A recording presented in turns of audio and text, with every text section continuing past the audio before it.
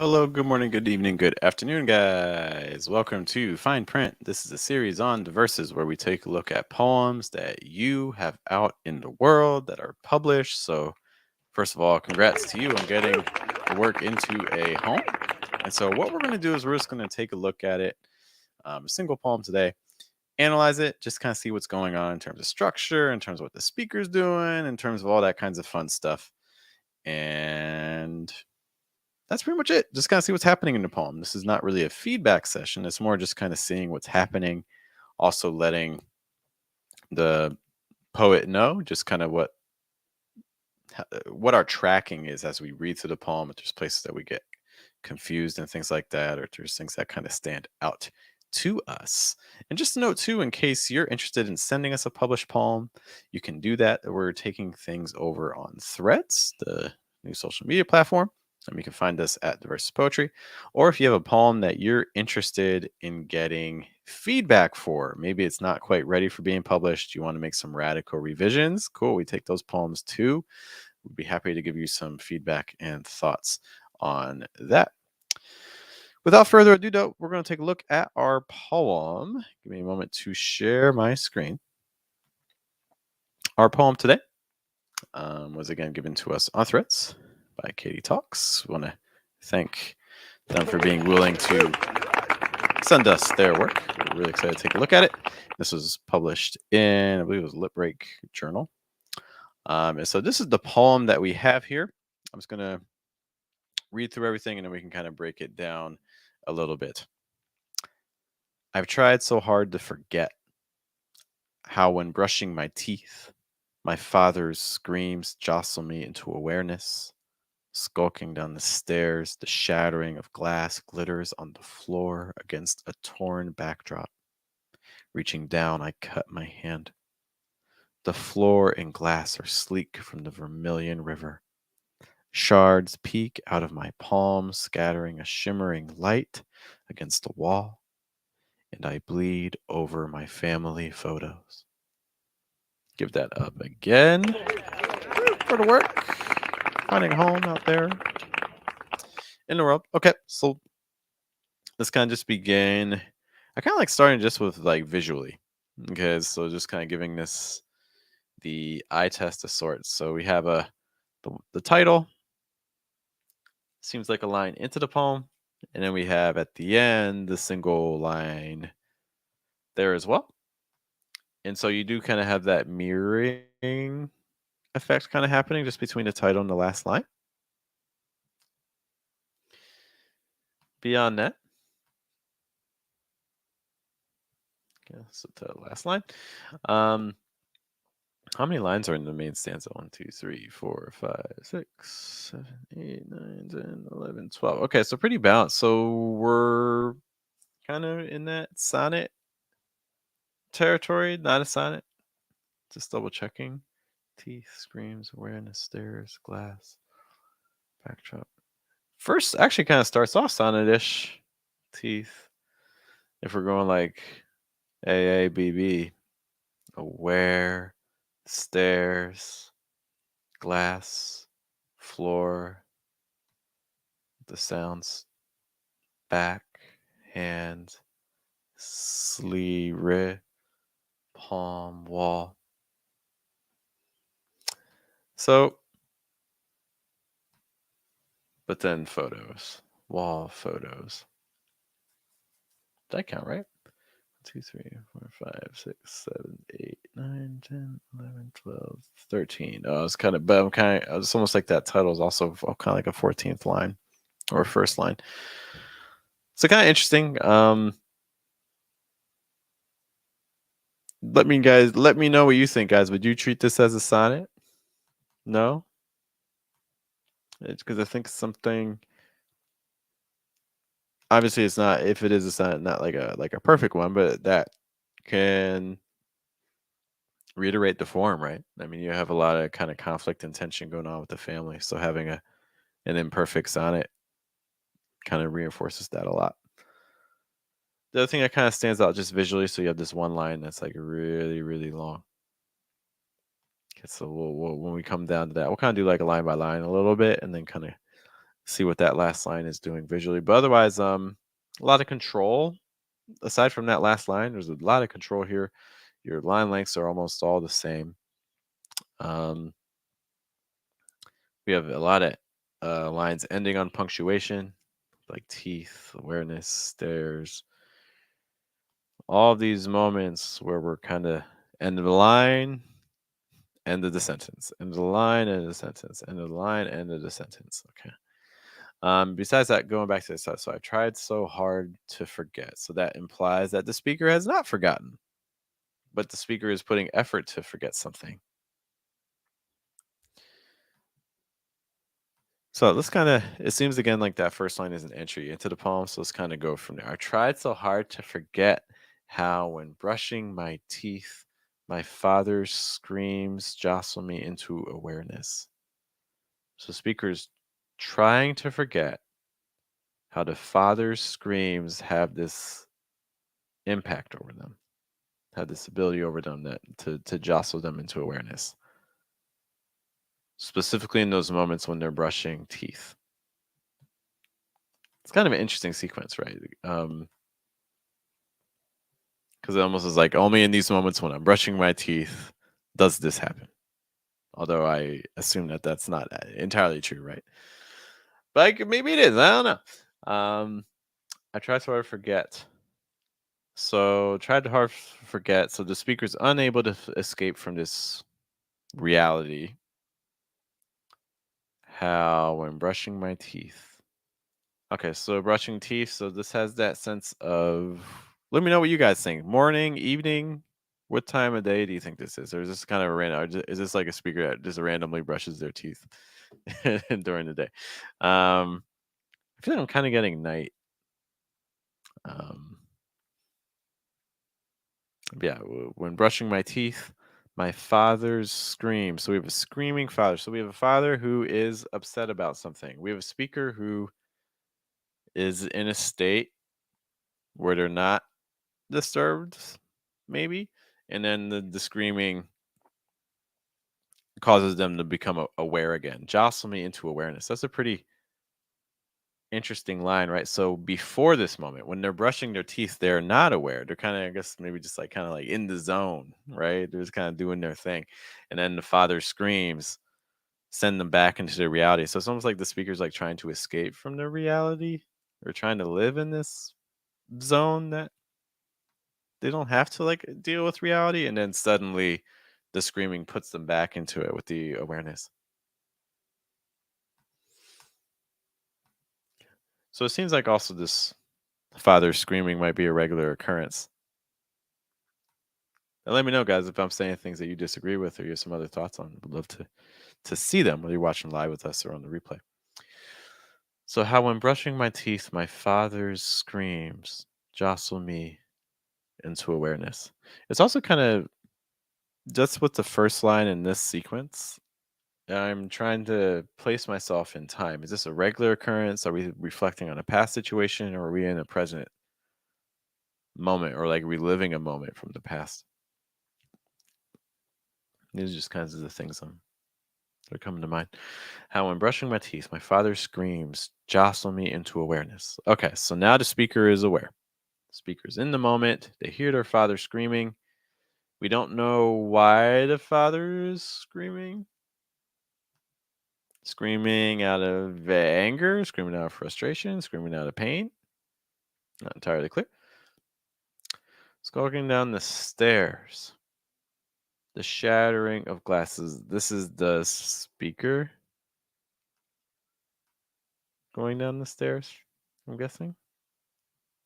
Not like the father.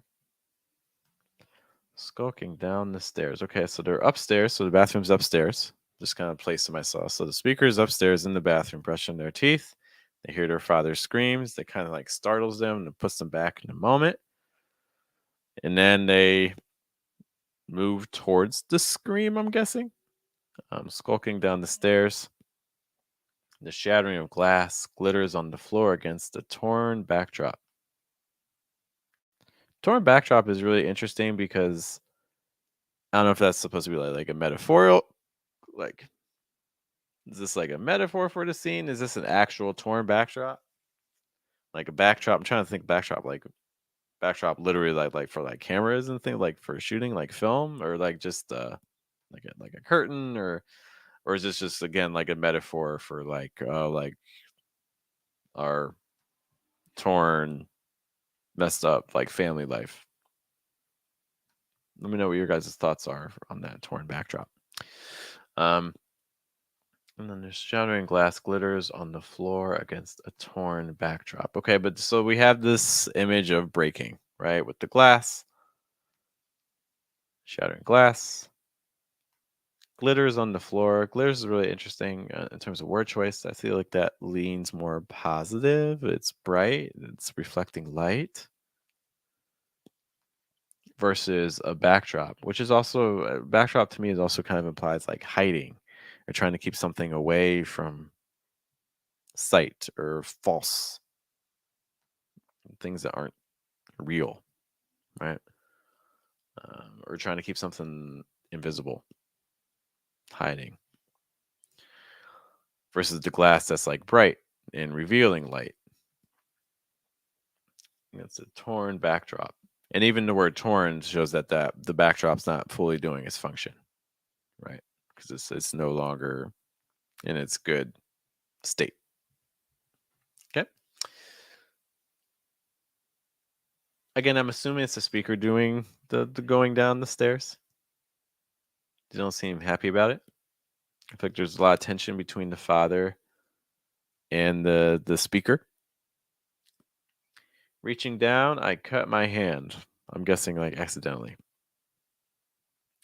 The floor and glass are sleek. The floor and glass are sleek. Nice little some I ams there. Good little flow from the Vermilion River. Because I'm guessing they cut themselves pretty bad, right? So this is we got a bad cut. Floor and glass are sleek. Vermilion River. Although we don't know, is this from the speaker or is this from the speaker's cut, or maybe it's also the father's cut? Shards peek out of my palm. So this is also so the peeking out. So again, we get some more kind of hiding images, just like we had earlier with the backdrop. Scattering a shimmering light against the wall. And again, we're seeing more of that bright image of light. Scattering a shimmering light against the wall. Okay, so shards peek out of my palm. So here's my palm, right? This is my palm. And there's shards of glass in my palm. Oh my gosh. And my palm, there's light coming from somewhere onto my palm, and I can like put light on the wall from my palm. So my it's like my palm's like a flashlight source kind of. They're just like just reflecting the light. Um that's an interesting image. I don't know, like I'm having a hard time with it. Like I mean, yeah, maybe it's possible. Like does that happen? Does anyone have this like you got bad cut, you got glass on you and you're just like reflecting light? Okay. I'll buy it. I find it interesting. Shards peek out of my palm, scattering a shimmering light against the wall. So the role of light, I think, is really interesting in this. Where are all the places where light appears? And if you guys see places that I'm missing, let me know. But light seems to be doing kind of like this ironic movement, I feel. So we have like the sense of awareness, awareness, even like intelligence or like just like knowledge, I think is also often associated with light. Um, we got the glitters with the shimmering light down here.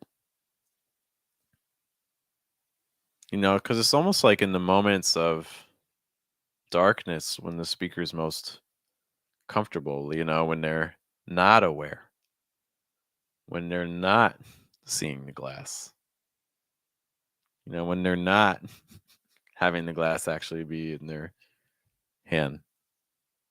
So it's like the light is taking on this role of darkness in a way, which is an interesting irony. Shards peek out of my palm, scattering a shimmering light against the wall, and also the speaker's involvement in this. So like the light has taken on this kind of negative role, and then the speaker also has kind of control of the light too, right? They go down. They're startled by the father, but they make a decision to go down the stairs here. They make the decision to touch the glass. They are the ones controlling the light on the wall. So it's just kind of interesting seeing the speaker's involvement in the pain, intentional or not. And that intentionality also continues with the last line, right? And I bleed over my family photos. It doesn't say like my blood drips. No, it's like I bleed over this. It almost sounds intentional, like I am bleeding over this surface. So this is kind of this weird, almost like unintentional agency that occurs. It's also interesting too because the speaker is like there's we get some knowledge about kind of just the emotion of the speaker. So like the speaker is jostled into awareness. There's the skulking, but there's no pain. So it's interesting that and the speaker said that they're put into awareness, but the one thing they're not aware of is pain, apparently, because that doesn't come up anywhere. It's just like, oh look, I have glass in my palm. Oh look, hey, I can do like some shadow puppets on the wall, or whatever. But no kind of description of the actual pain. It's also interesting too that so we have this father who promptly disappears. So you have this father who appears in the second line in a moment of tension, especially with the screaming, and it's also what causes this whole sequence. But then the father immediately disappears. So the father's there, and then the father's gone. Which it seems like there's this implied tension that we're not fully being permitted into from reader's perspective. So then we get, like, for instance, this last line, which again seems to kind of reinforce that idea that is this tension between the family, the speaker and father. You're, I want to say central characters, but I don't even know if the father is a central character in the poem. Central in the sense of kind of moving the poem forward, I guess. Besides kind of just disappearing. And I bleed over my family photos. I bleed over my family photos. Like my family photos, I think that's a really interesting line too, because it's like you bleed over them, so like you get blood on them, but also in the sense that my family photos have caused me this pain. My family has brought pain onto me, right? Like I'm like you cry over something, like, oh, I cried over someone leaving. I bleed over my family or my family photos. So just kind of like that role as well, which I think is interesting. Besides that, how about structurally? What's going on here? So we have this one big stanza.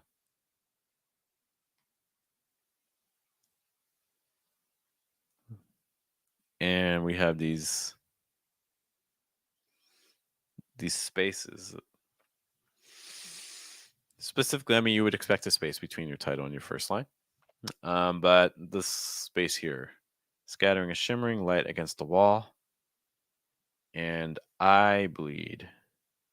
Okay, so we have one moment of the speaker here, one moment of the speaker here.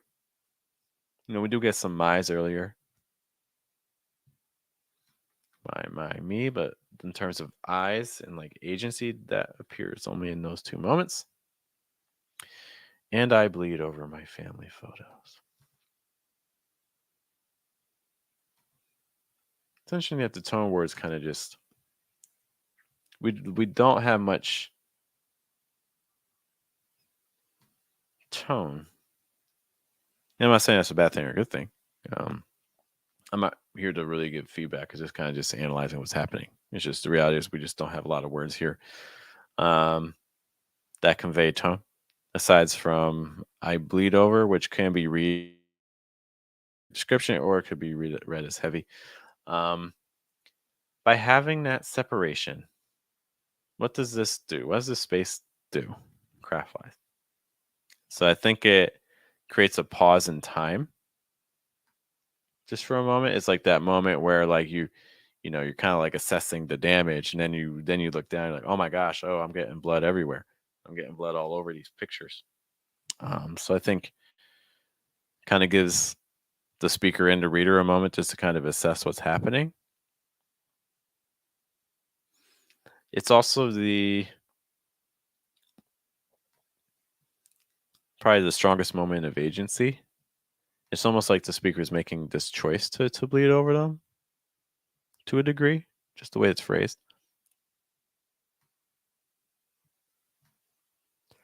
In addition to that,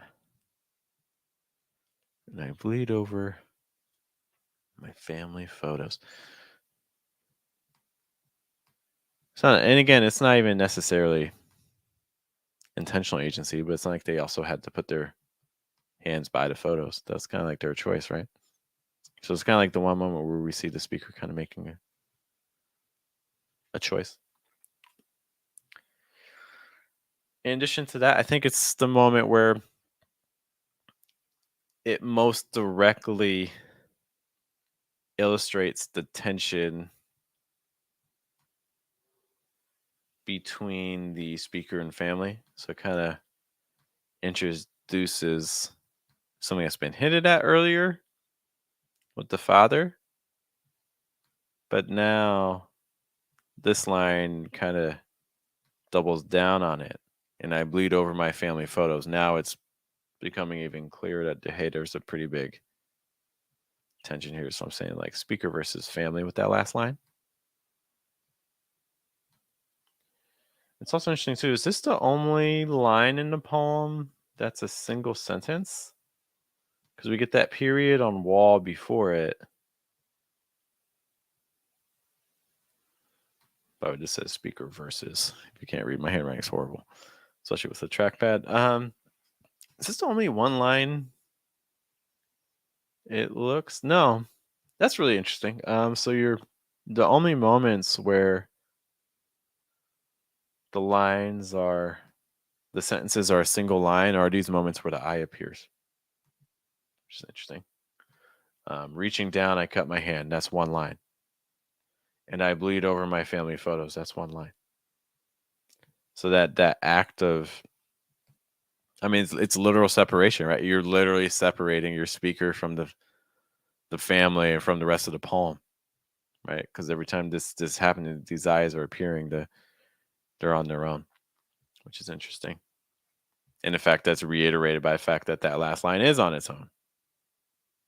It's completely by itself. There's a space between it and the preceding stanza. Besides that, like what I wonder, what do you feel as you're reading this? What do you feel gets lost if I move, if that last line had been up here? Scattering shimmer light against the wall, and I bleed over my.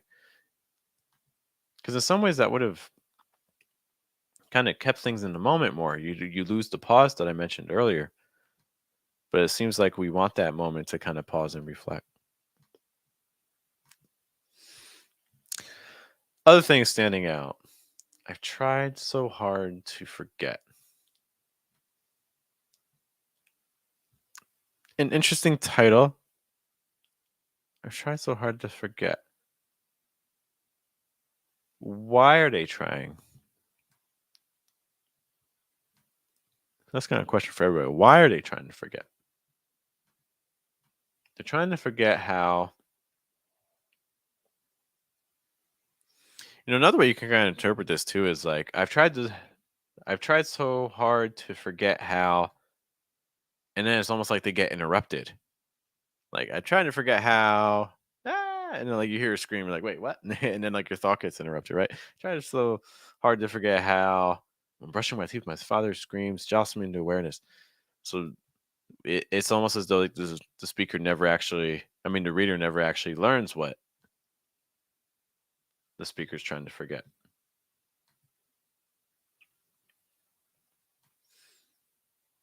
And again, like I can't even clearly tell you what exactly the speaker is trying to forget. What do you guys think the speaker is trying to forget? Beyond that, skulking on the stairs. Okay. Also kind of interesting to think about place a little bit. So skulking down the stairs.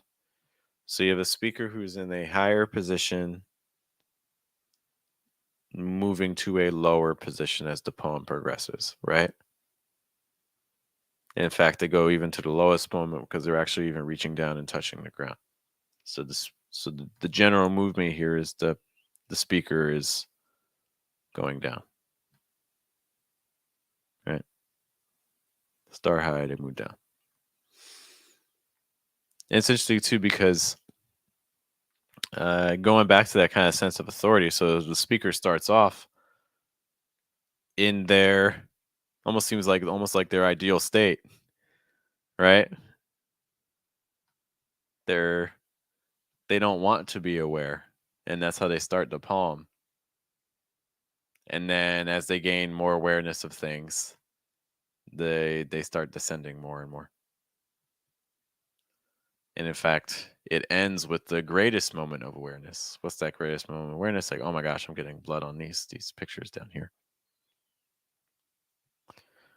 Miranda's in the house. What's up, Miranda? Stranger speaker wants to be able to just do a simple task like brushing teeth. Yeah, exactly. You know, again, it has a sense like, hey, I'm just trying to get ready for bed, man. I'm just trying to sleep. You know, but there's this screaming. But again, I don't. When brushing my teeth, I forget how I'm brushing my teeth. So Miranda, are you interpreting this as like the speaker's kind of brushing their teeth, and then suddenly their memory just kind of goes back to this moment from the past? Is that how I'm interpreting that? That's interesting.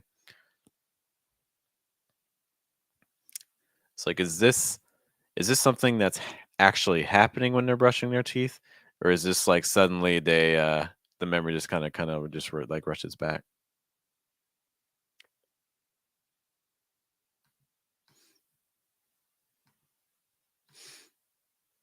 Yeah, I could see it. I could see that. I could see it both ways. Other things, Amarin says that's what they got. Cool. I think that makes sense. I could see that. I'm trying to think of other ways, other things that kind of stand out. Glass or slink. It's interesting too, using the hand, like the role of hands in this piece is also interesting. Hands for brushing your teeth. Hands for reaching an injury, but hands also for controlling light.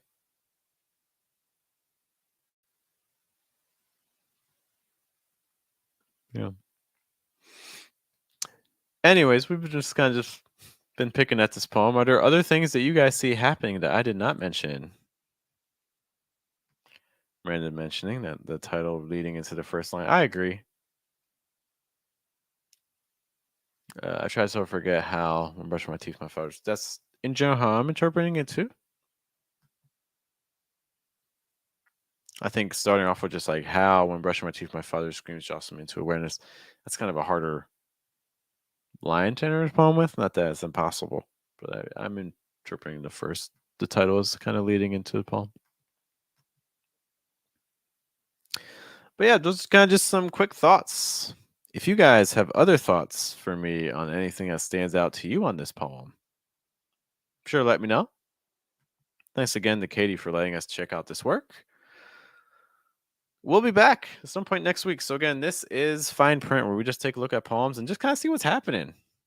You know, we're not critiquing or anything like that. We're just saying, hey, this this seems to be leading to this. This seems to be leading to this. Oh, you did this with your stanzas. Oh, you did this with your lines and things like that. However, if you have a poem that you're trying to get ready and you want to make some radical revisions on, but you don't know what to do, you can also send us some poems as well.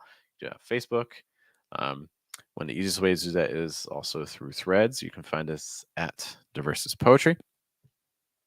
Once more, my name is Jeff. Thanks for spending a little bit of time with me, just kind of analyzing some poems. Again, we would love to hear your own thoughts on things on the poem as well. And yeah, we'll talk to you guys later. Thanks also to Miranda for hanging out. Appreciate you, miss. You guys have a good day, have a good night, good afternoon, and I'll see you guys later. Take care.